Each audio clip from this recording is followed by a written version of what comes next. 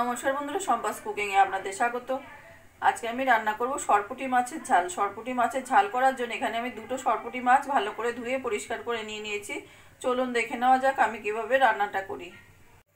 মাছে আমি ভালো করে এবার নুন হলুদটা মাখিয়ে নেব।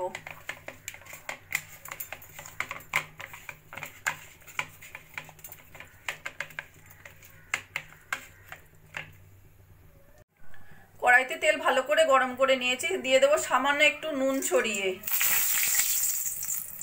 নুন ছড়িয়ে দিলে মাছগুলো আর কড়াইতে লেগে যাবে না। এবার আমি মাছগুলো একটা একটা করে ভেজে নেব। মাছের একটা পিস ভাজা হয়ে গেছে, এবার আমি উল্টে দেবো। এই মাছটা আমার ভাজা হয়ে গেছে, এই মাছটা আমি এবার তুলে রাখবো।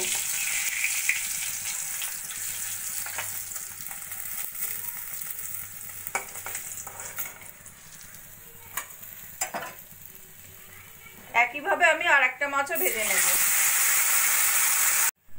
ওই তেলের মধ্যে দিয়ে দেবো সামান্য জিরে ফোড়ন,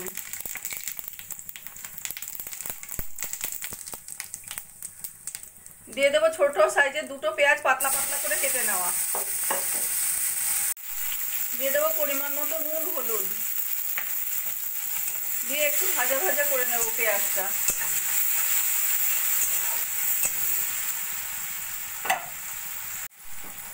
পেঁয়াজটা একটু ভাজা ভাজা হয়ে গেলে দিয়ে দেবো একটা টমেটো পাতলা পাতলা করে কেটে নেওয়া, আর 1 চামচ মতো আদা রসুন আর কাঁচা লঙ্কা বাটা।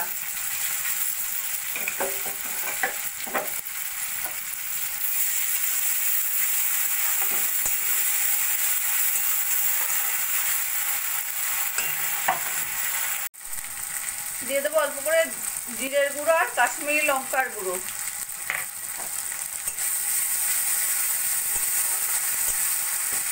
ভালো করে মশলাটা কষিয়ে নেব। এবার দিয়ে দেবো আগে থেকে ছাড়িয়ে রাখা কিছুটা মটরশুঁটি আর পেঁয়াজ কালি, দিয়েও ভালো করে একটু কষিয়ে নেব।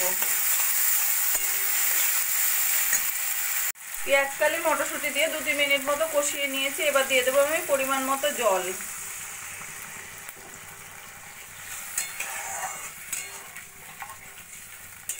জলটা দিয়ে আমি লো ফ্লেমে যতক্ষণ না মাখা মাখা হচ্ছে রান্নাটা করে নেব।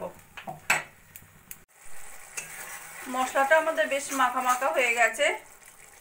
এবার দিয়ে দেবো আমি ভেজে রাখা মাছ।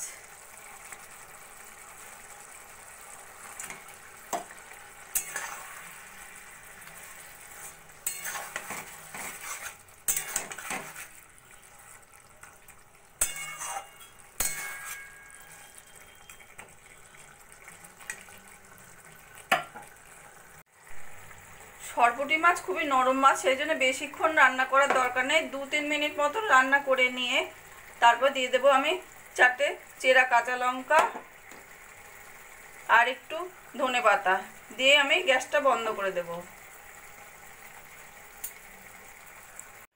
সরপুঁটি মাছের ঝাল রান্নাটা আমার কমপ্লিট হয়ে গেছে। আমার এই রেসিপিটা যদি ভালো লাগে আপনারাও বাড়িতে বানিয়ে দেখতে পারেন। গরম গরম ভাতের সঙ্গে খেতে অসাধারণ লাগবে। আর কমেন্ট করে জানাবেন কেমন লাগলো। প্লিজ লাইক, শেয়ার ও সাবস্ক্রাইব করবেন।